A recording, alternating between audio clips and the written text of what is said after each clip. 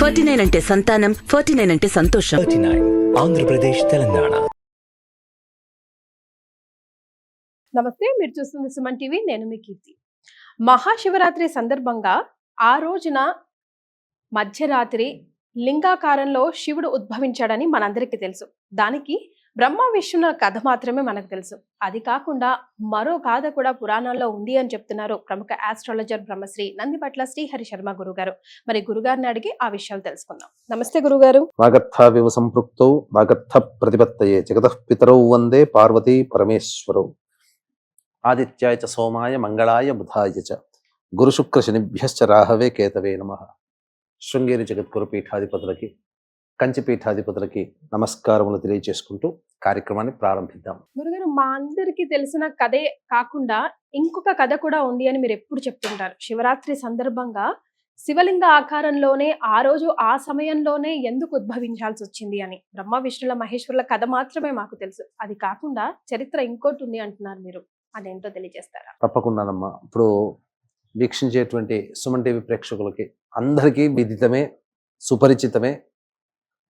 బ్రహ్మ విష్ణువుల్లో నేను గొప్ప అంటే నేను గొప్ప, ఆది అంతం తెలుసుకుందాము. అది ఇద్దరిలో ఎవరు గొప్ప అని తెలియజేయడం కోసం ఈశ్వరుడు లింగాకారంగా వెలిసి ఆది ఒకరు అంతం ఒకరు చూసి రండి అని అంటే ఎవరూ చూసి రాకపోయేసరికి, కానీ బ్రహ్మ అబద్ధమాడతాడు నేను చూశానని.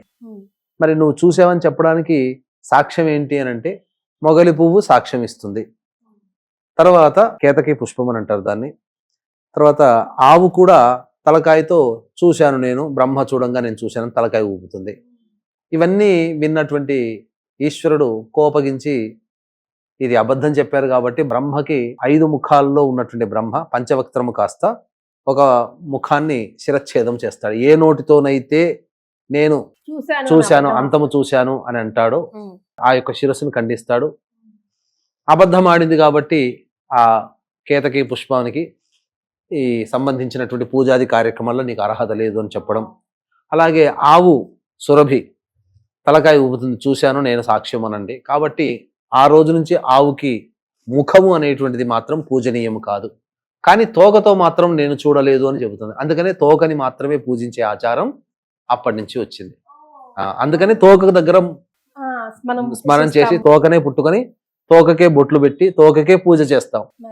అది అందుకనే తోక పవిత్రము కాబట్టే ఆ తోక నుంచి వచ్చినటువంటి మూత్రము, గోమూత్రము చాలా ప్రాశస్త్యమైంది. అందుకనే గోమూత్రం పానం చేయడం వల్ల అమృతంతో పానం చేసినటువంటి ఫలితం వస్తుందని చెప్పి అది అంతటి పవిత్రత. ఆ విధంగా అది ఉద్భవించినటువంటి సమయము మాఘమాసము చతుర్దశి తిథి సమయం, అర్ధరాత్రి నిశి సమయంలో కాబట్టి అది లింగోద్భవ కాలంగా చెప్పబడి ఉంది. ఆ రోజు నుంచి మాఘమాసంలో వచ్చే చతుర్దశితో కూడుకున్నటువంటి రోజుని మహాశివరాత్రి అని అంటారు. ప్రతి నెల చతుర్దశితో ఉండేటువంటి రోజుని మాస శివరాత్రి అని అంటారు. ఇది కదా అందరికీ తెలిసింది. దీనికి తెలియని ఇంకొక గాథ కూడా మనకు ప్రచారంలో ఉందమ్మా. గాథ ఇది మాఘ పురాణంలోనే మనకు చెప్పబడి ఉంది. ఏంటనంటే పూర్వము 5 ముఖములు కలిగినటువంటి దేవతలు ఎవరయ్యానంటే బ్రహ్మ, ఈశ్వరుడు. ఈశ్వరుడికి త్రినేత్రుడు, 3 నేత్రములు ఉన్నాయి కాబట్టి ఇద్దరి మధ్య ఒక సంవాదం వచ్చింది. నీకంటే నేను గొప్ప, నీకంటే నేను గొప్ప, కాదు నేనే గొప్ప అని ఈశ్వరుడు, కాదు నీకంటే నేనే గొప్ప అని బ్రహ్మ. వీళ్ళిద్దరు కూడాను తగవులాడుతున్నారు.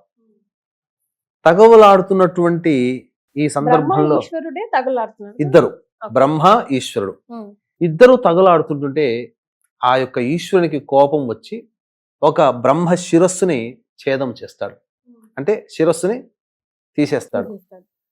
తదనంతరం ఆ బ్రహ్మ బ్రాహ్మణుడు కదా, శిరస్సుని ఖండించాడు కదా, బ్రహ్మహత్యాపాతక దోషం అనేటువంటిది ఏర్పడింది శివయ్యకి. తరువాత అప్పుడు బాధపడ్డాడు, అయ్యో బ్రహ్మహత్యాపాతక దోషం అంటుంది కదా అని చెప్పి ముల్లోకాలన్నీ కూడా తిరుగుతూ ఉన్నాడట.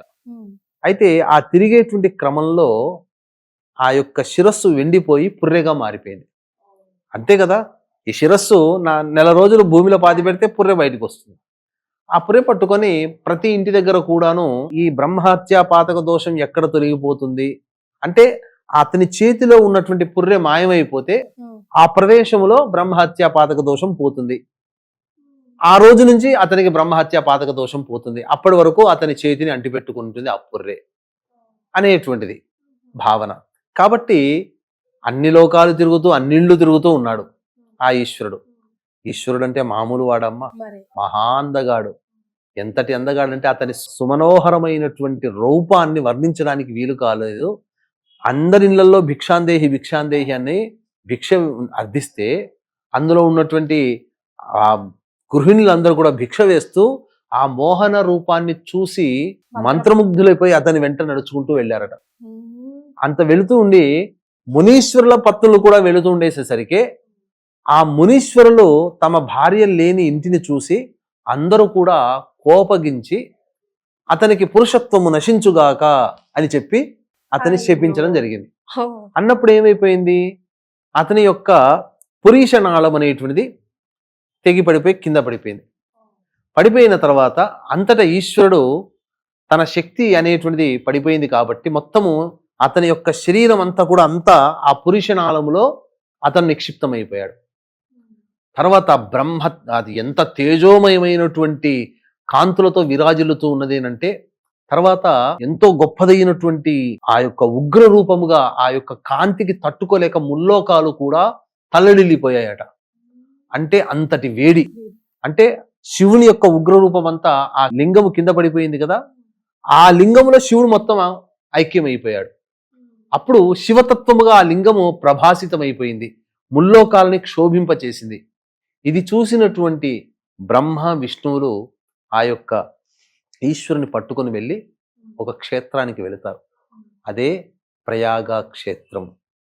ఈనాడు మనం అందరం కూడా కుంభమేళాలో ప్రయాగ క్షేత్రంలో వెళుతున్నాం కదా. ఆ ప్రయాగ క్షేత్రంలో ఆ యొక్క లింగ రూపములో నిక్షిప్తమైనటువంటి పరమేశ్వరునికి అనేక పూజాది కార్యక్రమాలు నిర్వహించి బ్రహ్మహత్యాపాతక దోషాన్ని తొలగింపచేశారు.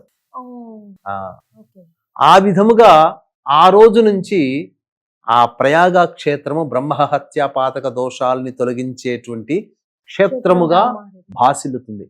అందుకనే మాఘ మాసములో ప్రయాగ క్షేత్రములో స్నానమాచరించినటువంటి వ్యక్తికి సకల దోషాలు తొలగిపోతాయి అనేటువంటిది నానుడి. అందుకనే లింగం అని అంటారు. ఆ విధంగా ఆ రోజు నుంచి లింగ రూపములో పరమేశ్వరుని ఆరాధన చేసే తత్వము బయటపడింది.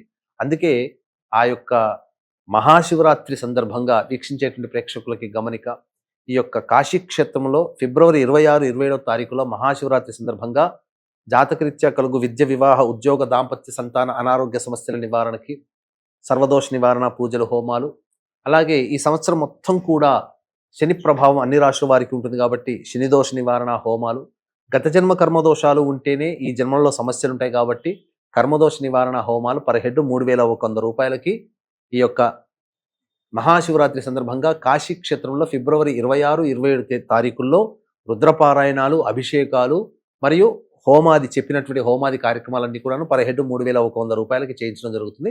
అవకాశం ఉన్న వాళ్ళు కార్యక్రమ తదనంతరం కాంటాక్ట్ చేసి పూర్తి వివరాలు తెలుసుకోవచ్చు.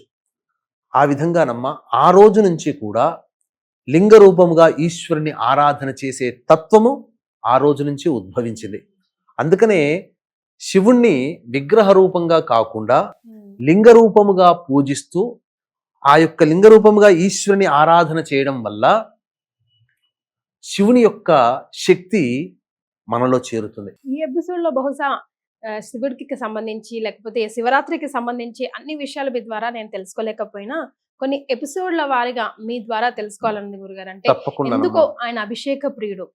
ఏ నీరుతో లేదంటే ఏ ద్రవ్యంతో అభిషేకం చేస్తే ఎలాంటి ఫలితాలు మనకు వస్తాయి, అండ్ ఎందుకు మనం ఉపవాస దీక్ష శివరాత్రి రోజునే చేయాలి, ఎందుకు మనం జాగరణ చేయాలి, చేస్తే ఏ విధంగా జాగరణ చేస్తే సంపూర్ణమైన ఫలితాన్ని అనుభవించిన వాళ్ళు అవుతాం, ఇలాంటి ప్రశ్నలన్నిటికీ ఒక్కొక్క వీడియో రూపంలో చేసి శివరాత్రిని మన హిందూ ధర్మం చూస్తున్న ప్రేక్షకులందరూ కూడా, హిందూ ధర్మాన్ని పాటిస్తున్న సుమన్ టీవీ ప్రేక్షకులందరూ కూడా సద్వినియోగం చేసుకొని ఆ పవర్ హౌస్ ని గ్రాస్ప్ చేసుకోవాలని మా కోరిక. తప్పకుండానమ్మా, అన్ని విషయాలు మన శివరాత్రి సందర్భంగా ఎలాంటి నియమాలు పాటించాలి, ఎటువంటి ద్రవ్యాలతో మీరందరూ అభిషేకం చేయాలి, ఎటువంటి పుష్పాలతో అర్చన చేస్తే ఎటువంటి పుణ్య ఫలితము, అలాగే ఏ ఏ సమయాల్లో శివుణ్ణి ఆరాధన చెయ్యాలి.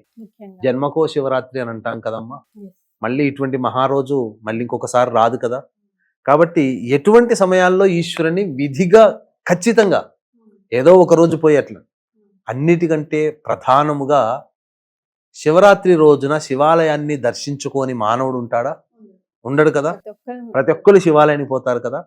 కాబట్టి శివాలయానికి పోయినప్పుడు శివుడికి మనం అందరం చేసే ప్రదక్షిణ సరైనటువంటిదా కాదా అనేది పక్కకు పెడితే, ఏ విధంగా ప్రదక్షిణ చేస్తే 30,000 సార్లు ప్రదక్షిణ చేసిన ఫలితము, సాక్షాత్తు ఆ కైలాస శివుడి చుట్టూ తిరిగినటువంటి ముమ్మార్లు తిరిగినటువంటి ప్రదేశం ఇక్కడ ఉండి మన ఇంటి దగ్గర ఉన్నటువంటి శివాలయంలో చేస్తే ప్రదక్షిణ ఏ విధంగా చేస్తే కైలాస శివునికి 3 సార్లు ముమ్మార్లు ప్రదక్షిణ చేసిన ఫలితం. ఇది ఇప్పుడు సాధ్యమేనంటే ఖచ్చితంగా సాధ్యమే. ఎందుకంటే అటువంటి గణపయ్య కూడా చేసి చూపించాడు. అటువంటి విషయాలన్నీ కూడా మనం వీడియోలో మనం ఖచ్చితంగా మీ ద్వారా ప్రేక్షకులకు తెలియజేసే ప్రయత్నం చేద్దాం. వీక్షించేటువంటి ప్రేక్షకులు కూడా చక్కగా ఇటువంటి వచ్చేటువంటి వీడియోల్ని చక్కగా అన్ని విషయాలు తెలుసుకోండి.